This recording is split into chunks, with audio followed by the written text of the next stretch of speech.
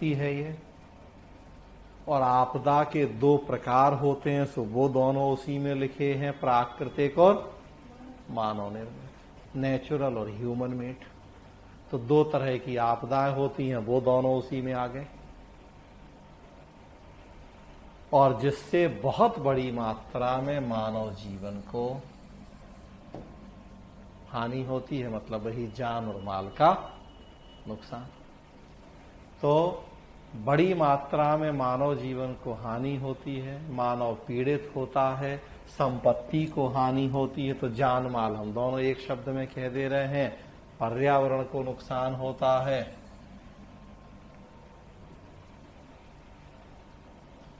यह घटना प्रायः प्रभावित क्षेत्र के समुदाय की इस आपत्ति का सामना करने की क्षमता से अधिक भयावह होती है। मतलब हम एक तरह से उसके आगे मजबूर हो जाते हैं, सरेंडर कर देते हैं, उससे निपटने में हम सक्षम नहीं होते। अब भाई बादल फटेगा तो आप हम क्या कर लेंगे, तूफान आ जाएगा उसमें आप हम क्या कर लेंगे, वो आपके हमारी क्षमताओं से परे की चीज होगी। वही लिखा है कि हमारी आपकी क्षमताओं से परे की बात होगी। तो देखिए पूरी वही बात जो हम अपने शब्दों में कह रहे हैं, अचानक आई विपत्ति जिससे बड़े पैमाने पर जान और माल की हानि हो। वही देखिए पूरी बात लिखी है, साथ में बस उन्होंने प्रकार भी बता दिए कि वो प्राकृतिक भी हो सकती है और या मानव निर्मित भी हो सकती है। तो ये आपदा प्रबंधन अधिनियम के अकॉर्डिंग डेफिनेशन है आपदा की।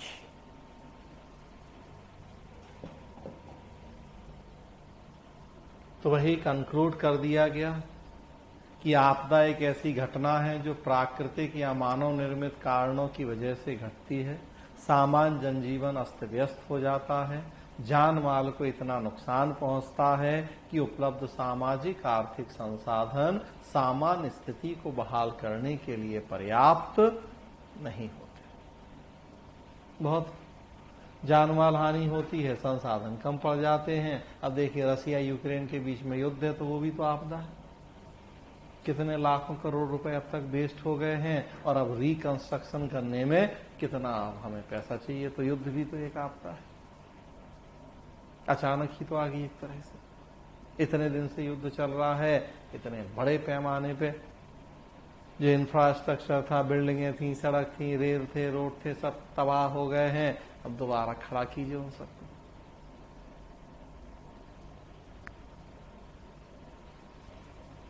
तो आपदा का अर्थ उसी में ही कुछ मिलते जुलते शब्द हैं, आम बोलचाल में पर्यायवाची के तौर पे इस्तेमाल किए जाते हैं। थोड़ा बहुत अंतर होता है उनमें, वो अंतर यहां समझाने का प्रयास किया गया है कि जैसे देखिए एक शब्द है आपदा जिसकी हम बात कर रहे हैं, और एक शब्द होता है प्रकोप।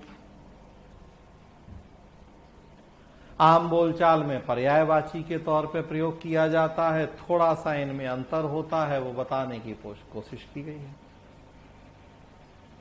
कि प्रयोग परस्पर समानार्थी शब्दों के रूप में होता है, लेकिन उनका अर्थ और प्रभाव पृथक होता है। तो इनमें थोड़ा अंतर भी होता है। क्या तो वो बताया गया है कि प्रकोप भौतिक घटना से होने वाला संकट या खतरा है। भौतिक घटना से होने वाला संकट या खतरा जो किसी विशिष्ट स्थान पर घटित होता है, इसमें हानि या क्षति पहुंचाने की पर्याप्त क्षमता होती है। यदि भूकंप या ज्वालामुखी विस्फोट गैर बसावट वाले क्षेत्रों जैसे समुद्री क्षेत्र आदि में परिलक्षित होता है, तो इसे हम प्रकोप कहते हैं।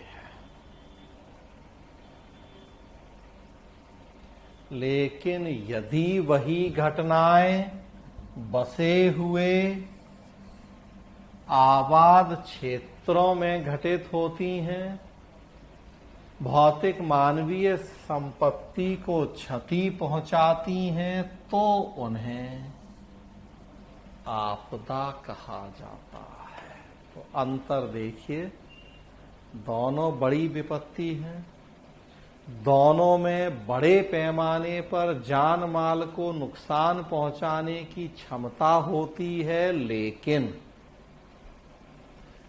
जब वो विपत्ति निर्जन या गैर बसावट वाले क्षेत्रों में आए तो प्रकोप है, और बसावट वाले क्षेत्रों में आए तो आपदा है। भूकंप ही जैसे उदाहरण देख रहे, भूकंप, तो क्या कहा जा रहा है कि भूकंप अगर समुद्री क्षेत्र में आए तो क्षमता तो है भूकंप में कि हजारों लाखों लोगों का जीवन ले ले, लेकिन वो ऐसी जगह आया कि जहां लोग रहते ही नहीं थे। तो क्षमता थी, लेकिन एरिया ऐसा था उसका कि उस वजह से हम बच गए, तो प्रकोप। और वही भूकंप दिल्ली में आ जाए तो हजारों लोग मर जाएं तो आपदा। तो ये बेसिक डिफरेंस होता है प्रकोप और आपदा में। लिखा है कि समुद्र तटीय तूफान जन शून्य क्षेत्रों में आएंगे तो प्रकोप कहलाएंगे। देखिए, और अगर आबादी वाले क्षेत्रों में आएंगे तो आपदा बन जाएंगे।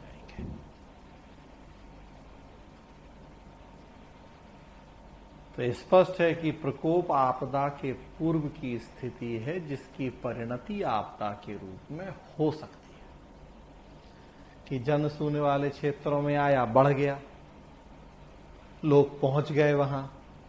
देखिए, जब उड़ीसा में, बंगाल में तूफान आता है, सरकार मछुआरों को, समुद्र तटीय क्षेत्र के लोगों को चेतावनी देती कि भैया वहां से छोड़ के दूर हटो। नहीं मानते लोग। तो फिर अब जब खुद ही मरने के लिए तैयार हो तो सरकार क्या करेगी? उसमें कोई क्या करेगा उसमें? तो प्रकोप बदल सकता है आपदा में, और नहीं भी बदल सकता। हो सकता है कि वो समुद्र में आएगा, उसके इलाके में आएगा, लोग नहीं हैं, बच जाएंगे, वो प्रकोप होगा। और बसावट वाले क्षेत्रों में आ जाएगा तो आपदा। तो ये बेसिक डिफरेंस है इन दोनों में, ध्यान रखिए। वही बात फिर यहां लिखी है, इसकी जरूरत नहीं है। और दो शब्द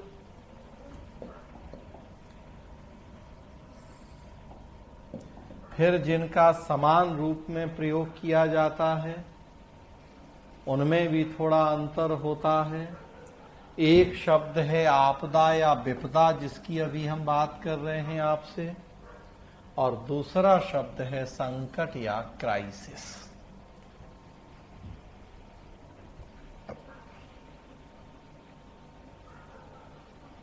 इनको भी समान अर्थ में प्रयोग किया जाता है।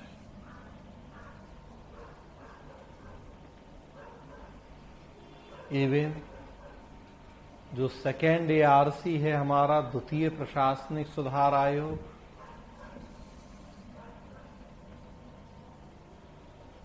उसने भी अपनी तीसरी रिपोर्ट पूरी इसी मुद्दे पे सौंपी है, आपदा प्रबंधन पे। और उसने भी वहां डिजास्टर की जगह क्राइसिस शब्द का प्रयोग किया है। मतलब देखिए आप, इतनी उच्च स्तरीय सरकारी संस्थाएं भी इन दोनों को पर्यायवाची के तौर पे या समानार्थी के तौर पे इस्तेमाल करती हैं। तो हम भी कर सकते हैं, हाँ, लेकिन अंतर होता है। और इनका अंतर तो और बड़ा क्लियर है। जेब में पैसा नहीं है, क्या बोलते हैं हम? आजकल यार बड़ा क्राइसिस चल रहा है। कभी नहीं बोलते कि आजकल बड़ा डिजास्टर चल रहा है, आजकल बड़ा क्राइसिस चल रहा है। तो देखिए अंतर तो सामने स्पष्ट है अंतर। कि एक आदमी की नौकरी लगी थी, नौकरी छूट गई, 50,000 की जगह 20,000 मिल रहा, घर खर्च उठाने में भी दिक्कत, तो आज का बड़े क्राइसिस में है। तो क्राइसिस होता है, वो आपदा नहीं होती। मतलब कि आपदा ज्यादा व्यापक होगी प्रभाव में, क्षेत्र में। क्राइसिस कंपैरेटिवली छोटा होगा प्रभाव में, क्षेत्र में। देखिए लिखा भी है सबसे पहली वही लाइन कि आपदा तुलनात्मक रूप से बड़ी विपत्ति का संकेत है। संकट व्यक्तिगत भी हो सकता है, आपदा व्यक्तिगत नहीं होगी। तूफान आएगा, सुनामी आएगा, तो ये व्यक्तिगत मामला नहीं है कि केवल आप, हम या आपका, हमारा परिवार ही प्रभावित होगा। संकट तो भाई किसी के ऊपर भी हो सकता है। आर्थिक संकट होता है, देखिए, राजनीतिक संकट होता है, देखिए, आपदा नहीं होती है, संकट होता है। 1991 में विदेशी मुद्रा भंडार खत्म हो गया हमारे देश में। क्या बोलते हैं हम? आर्थिक संकट, भीषण आर्थिक संकट का सामना करना पड़ा। कभी हम ये नहीं कहते कि भीषण आर्थिक आपदा का सामना करना पड़ा। अब बोलने वाले तो कुछ भी बोले, अदरवाइज जो सही शब्द का इस्तेमाल है वो आर्थिक संकट ही होता है, आपदा नहीं होती। तो संकट से तात्पर्य लिखा है कि संकट या क्राइसिस से तात्पर्य कठिन या दुविधा भरी उस स्थिति से है जो तत्काल महत्वपूर्ण निर्णय की अपेक्षा करती है, जैसे इंदिरा गांधी की हत्या। संकट है ये। 1991 में देश में भीषण आर्थिक संकट, तो संकट है ये। तत्काल कार्रवाई चाहिए है हमें। ये व्यक्तिगत भी हो सकती है, सामूहिक भी हो सकती है, लेकिन आपदा वह विषम स्थिति है जो मानवीय, भौतिक, पर्यावरणीय, सामाजिक हर तरह के कार्यकरण को व्यापक रूप से प्रभावित करती है। पूरी सामान्य दिनचर्या ही अस्त व्यस्त हो जाती है।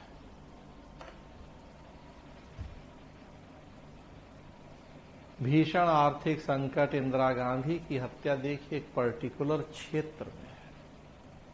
राजनीतिक संकट है इंदिरा गांधी की हत्या। पर्यावरण पे कोई प्रभाव पड़ा इंदिरा गांधी की हत्या से? अर्थव्यवस्था पे कोई प्रभाव पड़ा इंदिरा गांधी की हत्या से? कुछ नहीं, केवल राजनीतिक संकट है। आर्थिक संकट हुआ तो आर्थिक संकट, उससे पर्यावरण पे प्रभाव पड़ा, उससे कहीं और नहीं। लेकिन भूकंप आएगा तो सब, मानवीय भी, भौतिक भी, पर्यावरण भी, समाज भी, सब।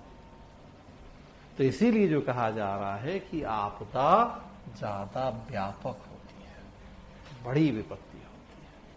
संकट कंपैरेटिवली संकुचित होता है, किसी पर्टिकुलर क्षेत्र तक, किसी पर्टिकुलर व्यक्ति तक भी सीमित हो सकता है।